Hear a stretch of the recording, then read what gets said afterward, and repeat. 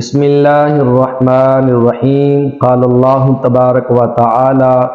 فی القرآن المجید والفرقان الحمید لیلۃ القدر خیر من الف شہر صدق اللہ العظیم و صدق رسولہ النبی الکریم الامین ونحن علی ذلک لمن الشاہدین والشاکرین والحمد للہ رب العالمین ان اللہ وملائکتہ یصلون علی النبی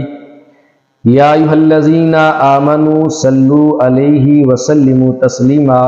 صلاۃ والسلام علیک یا سیدی یا رسول اللہ وعلی آلک واصحابک یا سیدی یا حبیب اللہ۔ خالق کائنات نے سورہ قدر کے اندر ارشاد فرمایا لیلۃ القدر خیر من الف شہر، لیلۃ القدر 1000 مہینوں سے بہتر ہے۔ حضرت امام مالک رحمۃ اللہ تعالی علیہ اپنی معتبر کتاب اور مستند کتاب موطا امام مالک میں باب لیلۃ القدر کے تحت روایت فرماتے ہیں، آپ فرماتے ہیں کہ میں نے معتمد اہل علم سے سنا ہے کہ حضور علیہ الصلوۃ والسلام کو پہلی امتوں کی عمریں دکھائی گئی۔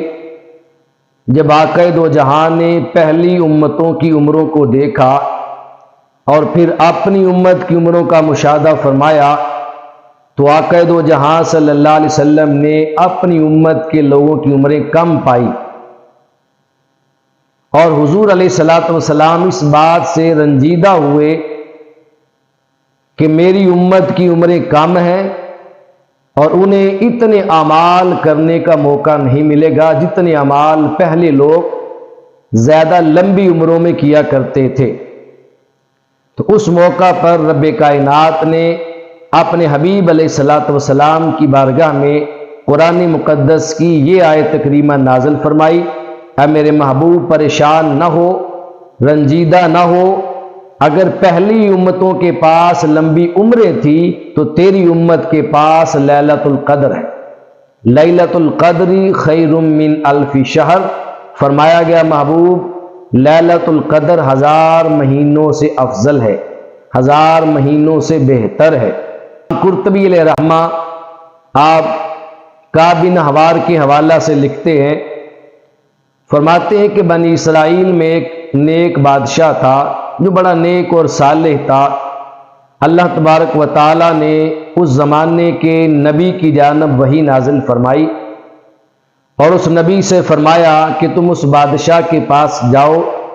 اور اس بادشاہ سے جا کر کہو کہ تمہارا رب فرماتا ہے کہ تم اپنے رب سے کوئی تمنا کرو، کوئی آرزو کرو اور اپنے رب سے مانگو۔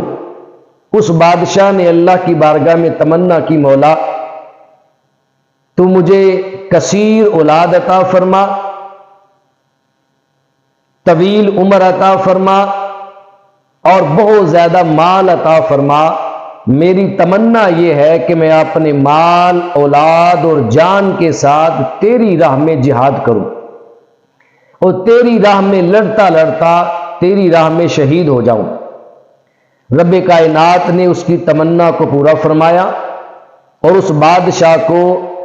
میرے مالک اور خالق نے 1000 بیٹے عطا فرمائے۔ وہ قادر مطلق ہے، جسے جو چاہے وہ عطا کر سکتا ہے، یہ اس کی شان ہے۔ اس نے بادشاہ کو 1000 بیٹے عطا فرمائے۔ بادشاہ نے اپنے مال اور اولاد کے ساتھ ایک لشکر تیار کیا اور راہ خدا میں جہاد کے لیے چل پڑا۔ ہر مہینے بادشاہ جہاد کرتا، اس کا ایک بیٹا میدان جہاد میں آتا اور ہر مہینے اس کا ایک بیٹا راہ خدا میں جہاد کرتے کرتے شہید ہو جاتا۔ اور بادشاہ کا خود عالم یہ تھا کہ ساری رات اپنے مولا کی بارگاہ میں قیام کرتا تھا اور سارا دن روزہ رکھا کرتا تھا۔ ہر مہینے اس کا ایک بیٹا شہید ہوتا جہاد میں تو وہ دوسرے بیٹے کو تیار کر کے راہ خدا میں اس کے دشمنوں کے ساتھ اور کفار کے ساتھ لڑنے کے لیے میدان جہاد میں اتار دیتا۔ یہ عمل چلتا رہا 1000 مہینوں تک۔ بادشاہ کے بیٹے اللہ کی راہ میں جہاد کرتے رہے اور ایک ایک کر کے بادشاہ کے 1000 بیٹے راہ خدا میں شہید ہو گئے۔ جب 1000 بیٹے راہ خدا میں شہید ہو گئے تو بادشاہ خود میدان جہاد میں اتر آیا اور خود اپنے رب کی راہ میں اس کے دشمنوں سے لڑتا لڑتا بادشاہ بھی شہید ہو گیا۔ جب یہ خبر حضور علیہ السلام کے صحابہ تک پہنچی، جب صحابہ کرام نے یہ بات سنی تو بعد صحابہ نے تعجب کیا اور آپس میں بات کرتے ہوئے ایک دوسرے سے کہا کہ اس بادشاہ نے بڑی عجیب عبادت کی ہے اور رب کی بڑی اعلیٰ عبادت کی ہے۔ نہ کسی کی اتنی عمر ہوگی اور نہ کسی کی اتنی اولاد ہوگی اور نہ کوئی ایسی عبادت کر سکتا ہے جیسی عبادت وہ بادشاہ کر گیا، اور اب کسی کے پاس اتنی طاقت نہیں کہ اس بادشاہ کے مقابلے میں اتنی عبادت کرے۔ جب حضور کے صحابہ کرام نے آپس میں یہ بات کہی، رب کائنات نے اس موقع پر قرآن مقدس کی یہ آیت کریمہ لیلۃ القدر خیر من الف شہر، یہ آیت کریمہ جبریل امین علیہ السلام کو دے کر بارگاہ مصطفیٰ میں بھیج دیا کہ جبریل میرے حبیب کی بارگاہ میں جاؤ اور میرے مصطفیٰ سے جا کر کہو محبوب، بنی اسرائیل کے اس بادشاہ کی عمر طویل تھی، اس نے اللہ کی راہ میں 1000 مہینے عبادت کی ہے، اس بادشاہ کے پاس 1000 مہینوں کی عبادت ہے، تو تیری امت کے پاس میرے محبوب لیلۃ القدر ہے۔ اگر تیرا کوئی امتی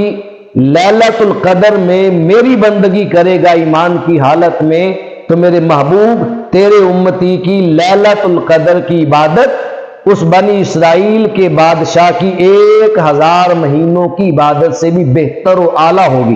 اس کی عبادت سے بڑھ جائے گی۔ یہ اعزاز رب کائنات نے اپنے حبیب علیہ السلام کی امت کو عطا فرمایا کہ لیلۃ القدر خالق کائنات نے پہلی امتوں میں سے کسی امت کو عطا نہیں فرمائی۔ یہ اعزاز اللہ نے امت محمدیہ کو دیا کہ امت محمدیہ کو رب کائنات نے لیلۃ القدر عطا فرما دی۔ اور حضور علیہ السلام نے فرمایا کہ من قام لیلۃ القدر ایمان و احتسابا غفر له ما تقدم من ذنبہ، جس بندے نے لیلۃ القدر میں ثواب کی نیت سے ایمان کی حالت میں قیام کیا تو رب کائنات اس رات میں قیام کرنے کی برکت سے اس بندے کے سابقہ تمام گناہوں کو بخش دے گا۔ رب کائنات ہمیں اس عظیم رات میں کثرت کے ساتھ اپنے مولا کی بندگی کرنے اور اس کی بارگاہ میں قیام کرنے کی توفیق نصیب فرمائے۔ رب کائنات یہ رات ہمیں ہماری زندگیوں میں بار بار نصیب فرمائے، اور جب جب یہ رات ہماری زندگیوں میں آئے رب کائنات ہمیں اپنے محبوب کا صدقہ اس قدر والی رات کی عزت اور قدر کو پہچاننے اور سمجھنے کی توفیق نصیب فرمائے۔